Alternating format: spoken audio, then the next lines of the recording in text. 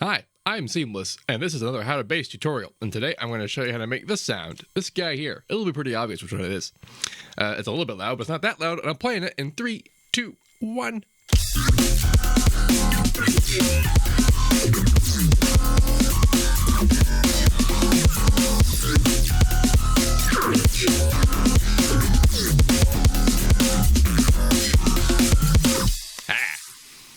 So this bass is fun. It's a Harmor bass, but I'm using a technique with it that I usually don't do with Harmor. This is something I usually do with noise. The idea here is this is in the octave mode versus Hertz mode. Is it Hertz mode? It's octave mode. Yeah, octave mode. And the pitch. That's what's happening, right? Yeah, okay. For some reason I had that backwards in my head. But the idea is not actually in harmonic pitch on the A side, and it's being distorted essentially by just a sub on the B side, making it sound the way it does. Here's what the bass sounds like by itself, without the mastering and without whatever's happening on the sidechain channel.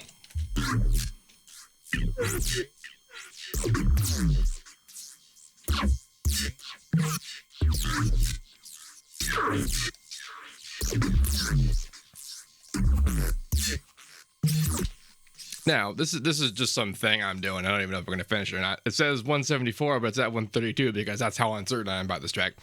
But a reason why I showed you that and not just this isolated bit is because two things. One, interesting bits like this aren't kind of really in there, but they are in there, and I got them from this.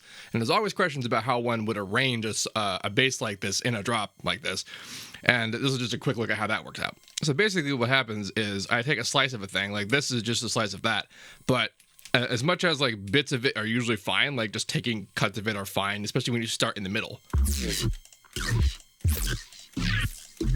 Like just starting in the middle because of the way that the hits and the automation changes and that kind of thing, it causes a big bump that makes the sound cool. And the other thing that you do is that there's this slip tool over here which lets you do stuff like wee, and that's how I tend to find variations if I'm like being kind of lazy. When I know that like the modulation that I want is in the thing I made, but I don't want to like literally think about it and make it happen and do it with a new thing. So I'm just going to scrub through the deal I already got just to see if perhaps it'll do a different deal, or maybe even something that I didn't even think about it would do, and it just sounds better that way. And a lot of these are like that. Because most of the time, it's not so much that I have a plan about how the sound's going to sound as it is like I just know I don't need or want whatever's happening at the moment. Anywho, let's talk about some of that stuff I said about Harmor. But to do that, we got to talk about what octave and hertz mean. Keyboard. There we go. I have a keyboard in front of me, but for some reason it doesn't want to be activated. Who knows? Anyway. So octave and hertz are everywhere and everything on NFL, not just in Harmor, but it is particularly impactful in the way Harmor deals with things because it has everything to do with the multiplying of the harmonics. What we're looking at now in the visual is octave distribution, where we're seeing the harmonics in relative to octave distance. So this is 1 octave away, this is 1 octave away, and that distance of 1 octave is the same distance that is the octaves up there, which is why you see the harmonics get denser as it goes higher and higher. Because this would be the Hertz way of looking at things, where each individual harmonic is given equal space, even though in every octave there's twice as many harmonics in the next octave as it was in the previous octave, as you can see here. So if we change the display to be Hertz mode, we now see all the harmonics individual, like, evenly represented, but it's still sounding like a saw wave because we're just changing the visual of it. But we can do that over here on the pitch thing, which changes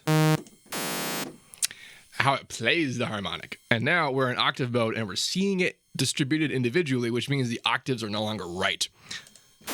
And then if we go into Hertz mode, we can see that it gets less dense as you go higher up there because it's no longer right. The whole point of this is that in Harmor, this is how you get noise effects. This is how you get inharmonic results just directly because you're just starting with a total inharmonic nature. In the sound, the things I would do is screw around with stuff like the multiplying and the detune, because all the stuff you do to Harmor still applies and it still works on like multiples of harmonics. Because like I put on the phaser here, and it's still going to do what it does. It's just distributed differently. That took like so many tries. Yeah. So the thought is that I'm using that to get an interesting modulation out of the main guy with just the normal stuff that I would do. but it's just an octave mode. And then we're getting the tone of a note from this guy. So here's what this guy sounds like without the bass involved.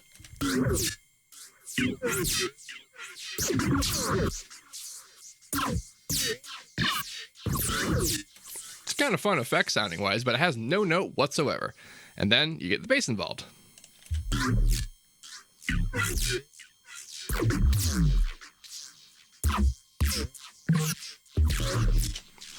This is pretty much as if you had taken a sine wave or a low bass regular tone and put it into some noise and then distorted it, and now the noise has the characteristic of the note you're playing, and it's the noise.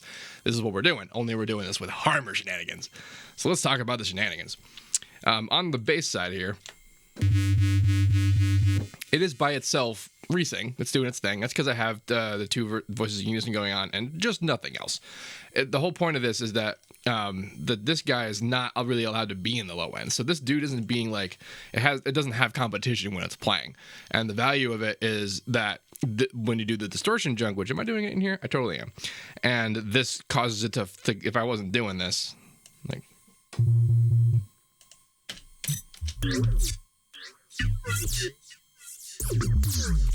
the smoothness of that other, like the spicy kind of effect sound, would not be affected by it. It needs the distortion to be crunched up against it, against the bigger, more powerful low frequency stuff, to make it feel like it's there. What else am I doing? So this is being accomplished on this side by just low passing it to get the harmonics where it is. But I could have easily done that as well in here. Am I doing it in here? Oh, I'm doing it. I'm apparently changing it in here. This is just pushing particular harmonics in a particular way. So the reason I did that is because when you do this, the harmonic phase and stuff like that matters a lot, because it's like, where in the modulation will it begin? And that has an important impact on some things. And to that end, a lot of the stuff on here is mostly about sort of changing what that is a lot. Like, for example, straight up on unison on the articulator. On the thing here, I have random mapping, which means that it'll be a different phase every time I hit a note. And that'll change the impact in the modulation just slightly enough to make it feel not just the same every time. And that's on a lot of stuff in here. Some randomness, I think. Or that might just be the only one that's random. No, but I actually just did this before the video because I thought this was kind of cool. And the phaser being the way that it is, doing its job here, like, it moves around and it's still like distributed kind of phaser like. Actually, what does it look like in Hertz mode? Woo! Looks bright and weird. So this main modulation you're seeing right here, because you see this big hole in the filter or whatever, that's not actually a filter. That is the prism. This is pretty well the main mod, which is the idea that when you come all the way down with it, it causes this to happen. And then I'm automating that directly. This is what this automation is for. So just to go over the automation, so we had this in our heads. This is that prism. All the four of these are just an EQ, doing some EQ mod later, like filter stuff that we did that we know and love. And these is delay parameters, time, feedback, and wet. I did this in the mixer insert for some reason, so when this will be available in the description in the download, but it'll be a preset and then a mixer state. I'm pointing out the automations because you'll need to remember them to do them yourself. And on top of all the regular normal stuff that we kind of do with things, these kind of crunch up and move it around, and it was really just about putting it in a spectral position. It wasn't about it doing anything, because the harmonic actually being a note nature will be taken care of by this, and all the junk we do to it later. Oh wow, I have really high ramping involved in there. I wonder why. Actually, I guess I just didn't need to go in there and do that. Anyway, this EQ is a high pass filter and a low pass filter, and then some notches, and then a width some things. And like, it wasn't so arbitrary, but it was pretty arbitrary. And then later on, when I picked some things, it was even more arbitrary. But that kind of thing, I get that wasn't there. So just for fun, this is what this sounds like without any of these post effects.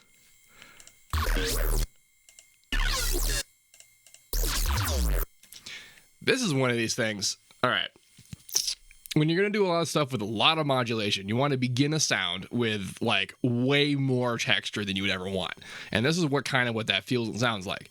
It has no real like rhythm to detect. It's moving around a lot, and it has sharpness that's way too sharp. That would be terror to mix like that. You would mostly mix it by cutting it down. So why not make the modulation be the things that's cutting it down? And that's why I went immediately to a low pass, because when something has like that kind of like extra high touch, that you can usually use that to your advantage by having modding and opening and closing. And then you put the high pass underneath it to kind of get that wah effect, and then the notches to make it talk. And now you have that. You have modulation. But it works the best on things that have enough stuff for you to do stuff to it, which not necessarily sound good on that sound, which is a trap a lot of sound designers fall into when they're doing this big multi-stage stuff. We're trying to make every stage sound like it's usable, and end up doing things like finishing touches, like actually mastering like the pre-bit before you do the hard bit. And that could be, it's useful if you could pull that off, because then you have like 5 sounds instead of 1, but it's harder to do that. And a lot of the really more bitchin', super complicated stuff was bitchin' because it was complicated enough at the beginning that it couldn't really be used by itself in the beginning, not without being cut down. So, step 1, cut down. And it's as arbitrary as it sounds. Like, this rhythm and things were all really just determined by me being like, does that sound good? No, yes, no. And that all that slip mode stuff moving around just to see where the things lined up. And then when I was working on it, this was pretty arbitrary indecision. And it was entirely just to see what would happen if it were moving like that. And when you listen to this and you hear the good moments, then you can be like, okay, what? And then you can make some choices. That's the strategy. That's my strategy. Anyway, after a filter is the delay, and this is more of a modern touch, but this is pretty well just adding a kind of a comb filtery kind of effect to it. It's kind of touchy, but this is going to get compressed to hell, and you'll hear it. You'll hear the result. This is my phase split disc module, which is just phase splitting distortion module against the clean signal, so that, or rather clean signal, so that you can control the timbre of the individual like components of distortion. I've gone over this a lot in previous videos, but just real quick, the idea is you use the stereo shaper to phase cancel the clean signal against a distorted signal, and the resulting signal is only the distortion. And then you layer together a regular phase normal signal, clean signal, and that layers together to add up what would have been the total distortion signal. And then you can do what I've done here, where you individually EQ all the bits so that you can do stuff like, I don't want distortion in the low frequencies, and you can just do that like I did. And also stuff like control tone before the distortion without wrecking the clean tone of the distortion and all that other stuff. So like that's pretty good. That EQ was there for choices. I don't remember what that I did, but that's the whole point of this whole thing here. And it gets compressed. So I mean, this is really light saturation, but it's there to add high frequency kind of layer to the low pass. Think of a low pass kind of coming down. Well, I guess this way. It's kind of coming down. Wee. It's like, and then like the total darkness on the other side of it doesn't really feel that great, but when you distort that, you kind of add bits. So it's like it's a little more complicated than just a filter moving up and down. That's why it's saturation. It feels good in almost all circumstances. And then here's the actual EQ. And this is mix EQ. This is decisions I've made to make it fit in context with all the other stuff that's going on. And then this is kind of mix EQ. This is sort of like auto effects.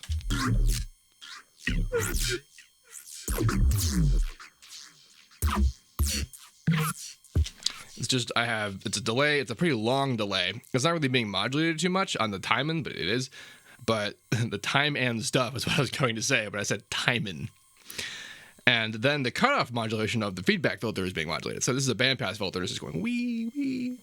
And that's like a really light kind of stereo business going on in the background of like the total thing. It's still kind of more mixed stuff, but it's just, it's what the sound has. Without mastering or sidechaining. Nope. Yep.